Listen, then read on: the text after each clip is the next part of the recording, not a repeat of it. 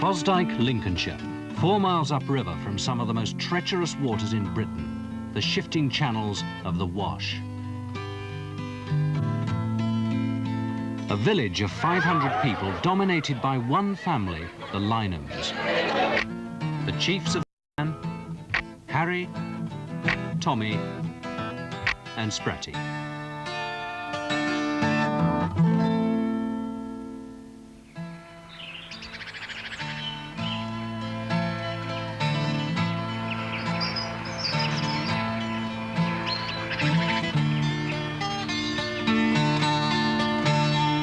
The Lynhams have been 200 years in Fosdyke, always surviving from the pickings of the Wash. This generation has had its bad times. Sons killed and maimed, a brother drowned. But there are good times too, when a day's work has been enough for a month's beer. And there's still the bizarre skills of the lonely marshes to help maintain the Lynhams in the unchanging sports and pastimes of their forefathers.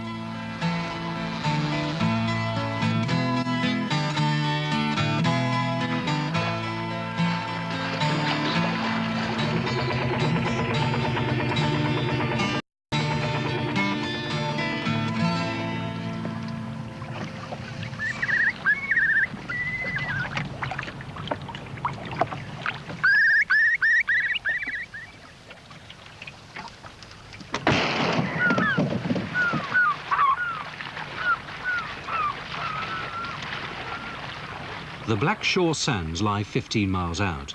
An hour before low tide, it's as if someone's pulled a plug out of the sea. Within minutes, the cockle boats are marooned. Cockling is a precise art.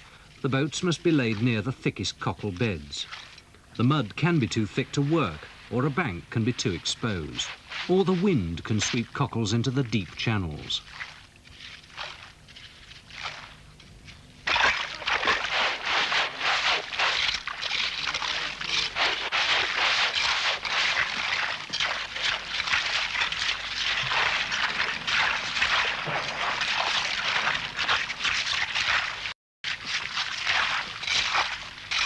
It's a 14-hour day. The current price of cockles at King's Lynn is £1 a bag. A day's haul, 65 bags, £8 a man.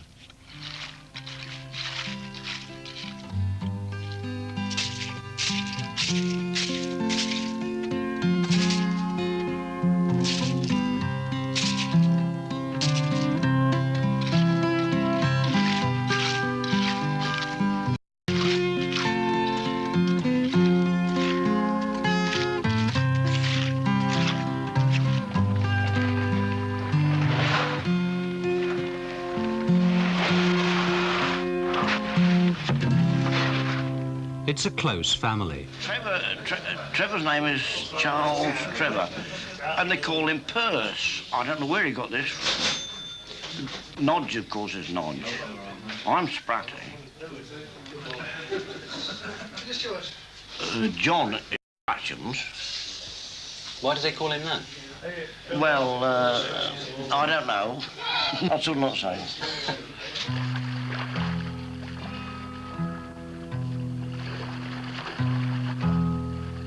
The trip home is 3 hours, and you have to know the way. It is a terrifying place, and believe me, anyone that knows anything about water, most of them, 90% of them are scared stiff of the Wash. You get a place, mention one, probably down the Charlie, where you've got 48 foot of water, and then within 6 feet you're on 6 foot of dry land. Why is it, Tom, that the Lynhams appear to have survived in this area of the Wash, whereas a lot of other fishermen have just died off, haven't they? Well, I think probably one could say it's in the breed. You see, I don't know anybody in my family that's ever done anything else bar fishing. So you must be born with a certain amount of knowledge. I mean, young Tom, my son, never wanted half the teaching as a normal person would. I mean, it was there for a start. You see, we've concentrated our life on fishing. I mean, we don't know anything about football and cricket and this, we just don't know anything like that at all. We've concentrated on fishing, that's all we know. When we get in a pub, if they start talking about football or horse racing, we're absolutely lost, all of us. All the linemen, they don't know a football match from a cricket match, it's all the same to them. We live for fishing, we live for our work. The gun's a family heirloom, 150 years old. A muzzle-loading punt gun. In 1942, there were 15 of them in Fosdyke, supplementing the ration book. Harry uses special coarse-grained powder and 1 pound of heavy BB shot.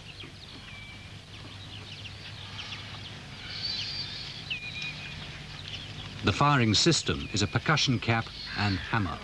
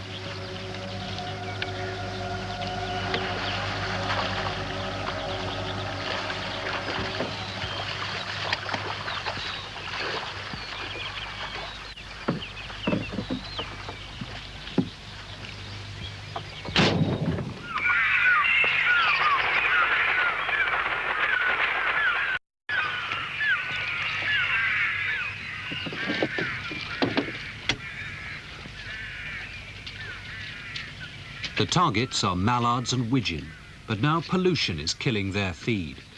Harry's record tally is 123 birds slaughtered with a single blast. Not that Harry only shoots ducks.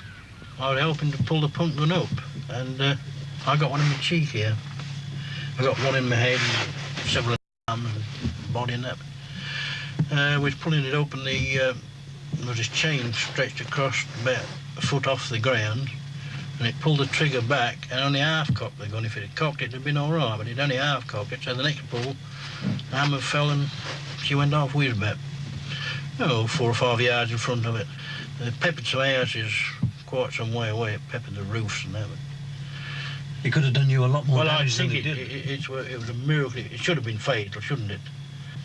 But the amazing thing, I had one went in my head and hit the bone and came out again. Well, that was rather lucky. But Harry, I believe, if I can remember right, I think I just a long time ago, he had somewhere about 12 or 14 through his hat. But it cut his nose in half. I can always remember waking up and seeing his nose flopping about.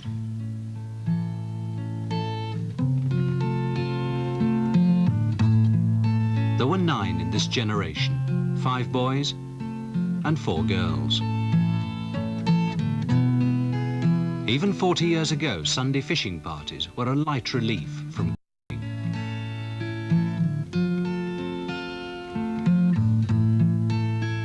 a first boat, Spratties, cost £5. For grandfather in 1906, life was prosperous. How does Tommy remember him? Oh, tough little chap, met my stamp, very tough. Worked on his own most of his life, fishing on his own with boats. Not quite as big as this, but there's no pair then, it was all sail. And, it was nothing outstanding for him to go down and stop there for a week at a time down below. I can just remember the days of the sail with no engines at all. That was really hard work because, if the wind was wrong, you had to push the boat along with it or row it. And trail the net as well. What was your father like? Like a lot of his sons and his grandsons. He was a chap. He worked very hard when he was at work. And then he'd probably stop and he'd have a month on the beer. I would think probably 90% of the kids, the boys, follow on with father. You know, I've known people, friends of mine, that sent the boys to grammar school and college and not going fishing. This is Mum's idea, and they're not going fishing. You know, boy took his college career up halfway through and back on the boats.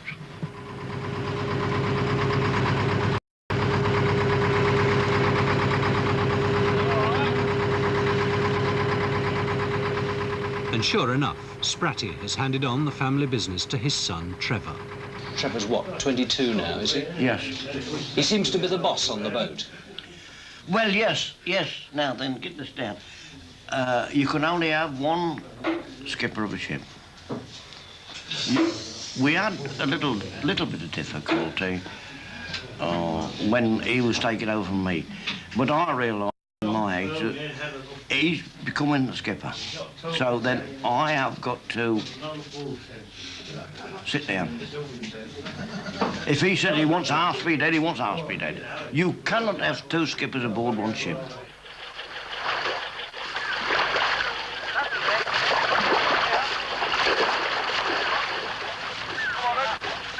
It was always muscling that kept the Lynhams one jump ahead of their rivals.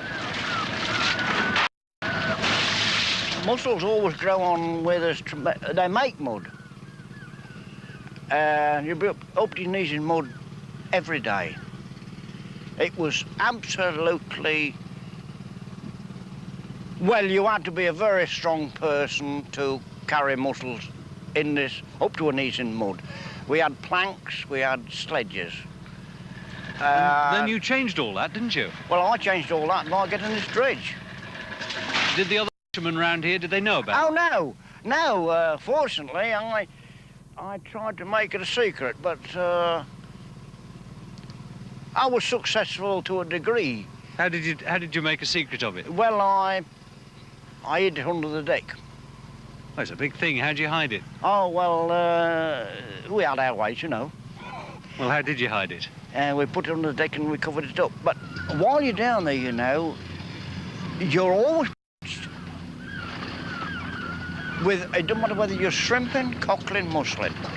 Everybody knows what you've got and what you've done. Do you think the Lynhams are watched more than anybody? I'm certain. Oh, yes, definitely. Oh, yes. Today's mussel catch is worth 12 bob a bag. That's about £7 a man.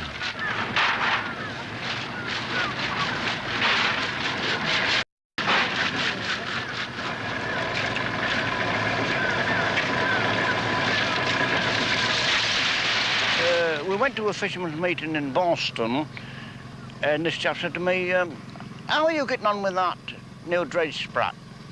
Oh, I said, fairly well. I said, it works a lot easier. You just got to open the door at the bottom. He said, are you getting any mussels? Oh, I said, yes, we're not doing too bad, you know. Didn't want to live in too many. He was trying to pick your brains, was he? He was trying to pick my brains. But he said, well, you're getting what? I said, I'm getting a fill. He said there was 1,000 bags inside those where you've marked it out.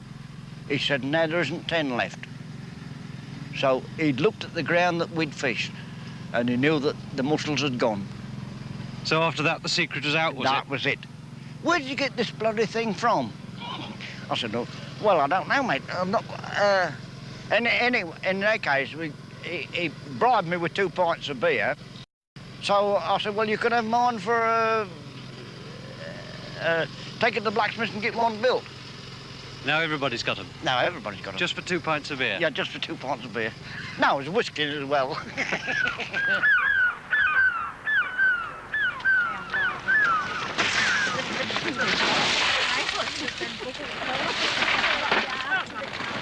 Back in Fosdyke, it's woman's work boiling up the daily catch. But cockles and mussels are only the daily bread. The richer pickings come once a year in a savage fortnight.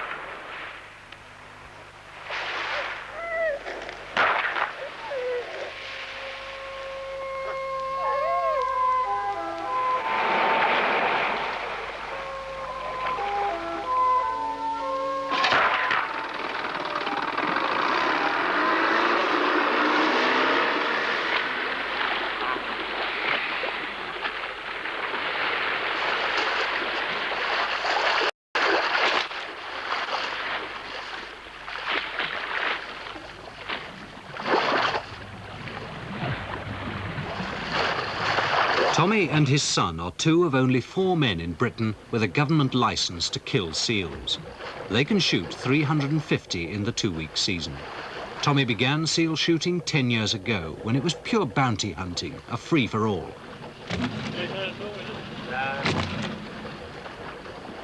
Now he's an expert. The ideal conditions is a stinking hot day and flat calm.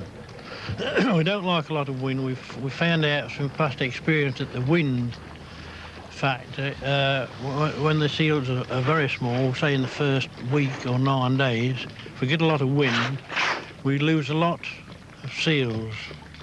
We kill them, but they don't. They sink straight away. There's only about 14 banks in the Wash, and they've been there.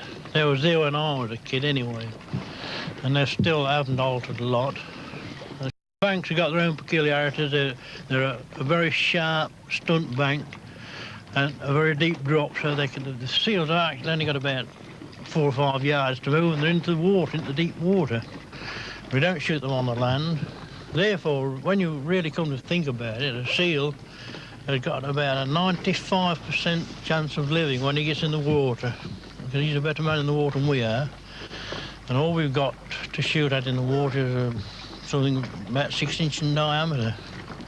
We either hit it and kill it, because it's in the vital part of its makeup and body, or you miss it and then there's no harm done.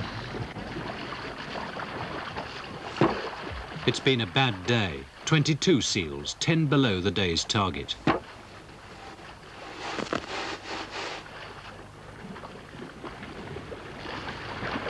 Every seal pup is measured, sexed and weighed by a government scientist. The Department of the Environment is studying the behaviour pattern of seals and at the same time keeping tabs on the hunters. A third of the seals, say the Lynhams, are diseased and would die anyway.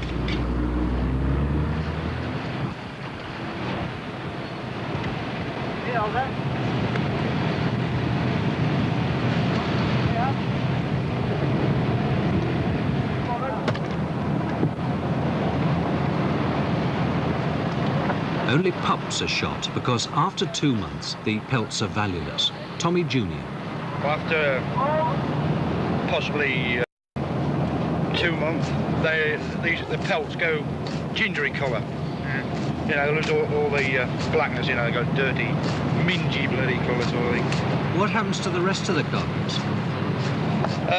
Well, I'm told it goes away for maggot breeding. We have a chap come every night with a motor, picks them up, you know, takes them away.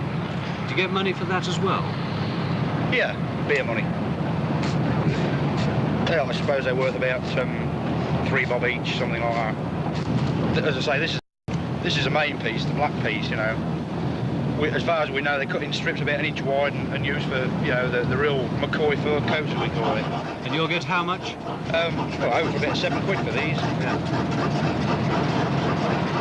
Chap goes out and kills a bullock, a car, he's a butcher.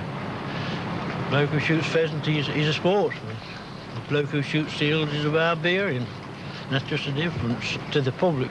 people that doesn't, you know, the general public doesn't know much difference. Do you regard yourself as a vegetarian? Yeah, I'm no more cruel than you are. Would you kill a cat? I wouldn't. I wouldn't kill anything unless it's absolutely necessary. I'd never kill anything for sport. Do you feel at all sorry for the seals? No. No. Seal to me is just a commercial proposition. Well, when you look down the sights of your gun at those beautiful brown eyes, as you call them, does it do anything to you? Not a bloody thing. Not a thing. Why should it?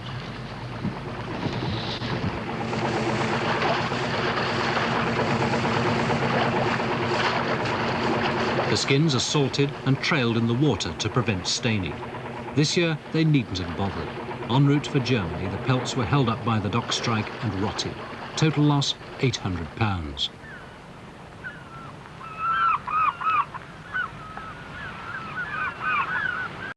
Misfortunes and miscalculations like that mean that Tommy and his son have had to turn their hand to anything. They maintain beacons, go shrimping, and work as pilot cutters and unofficial lifeboatmen.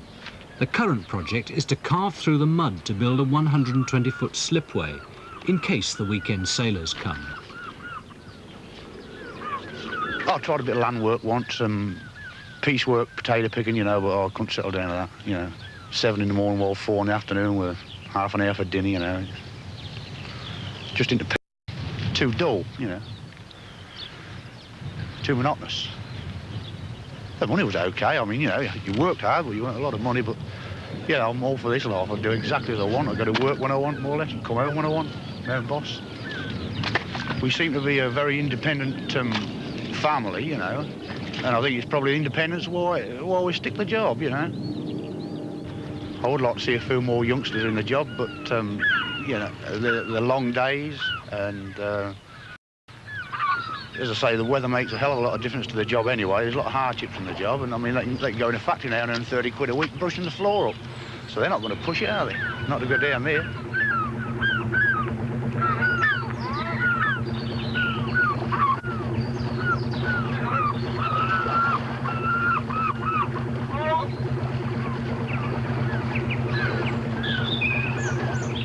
Tommy, have you ever known really hard financial times? Oh, Lord, yes, of course we have. Serious times. I mean, we've been laid up. If this river frees up, and it does freeze up, you know, people have got an idea that tidal waters don't freeze up. They do freeze up, and we get a lot of ice. And we have to lay up a month at a time. Probably I've been laid up 6, 7 weeks at a time. Well, there's a hard time, because well, if you've got any money put by, it's gone. We're all self-employed. There's not a case of going on the dole or anything like that. And that means they may have to work until they drop.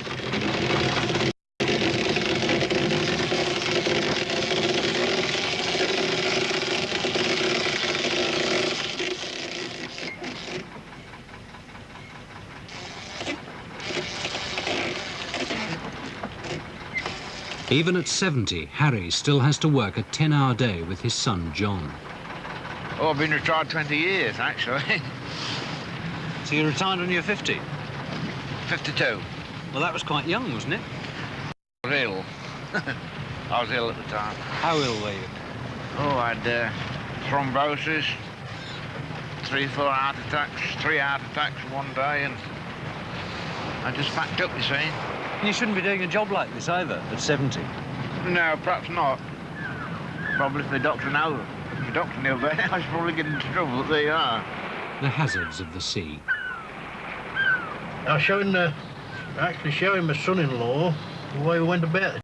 He was about to join us on the job, you see, and he was going to be Tommy's mate, and that's why. We had very little on. I said I'd take him down and show him how to do it. And he stood aft, not all in, and he turned round, there was a pop. He turned around, I said, save my finger end. He said, too late, Dad, he's gone over the side. He said, saw it go.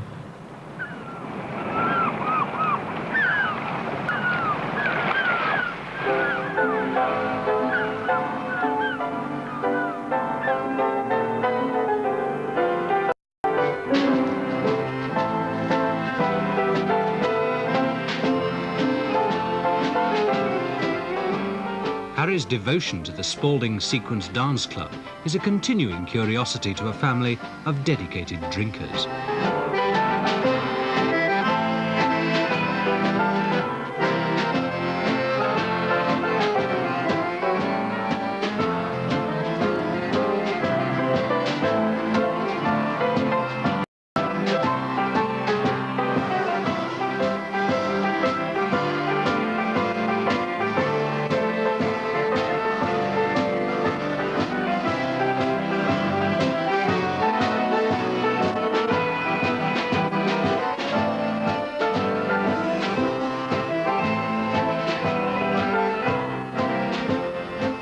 There were 3 sons, but now only John, the eldest, is still fishing.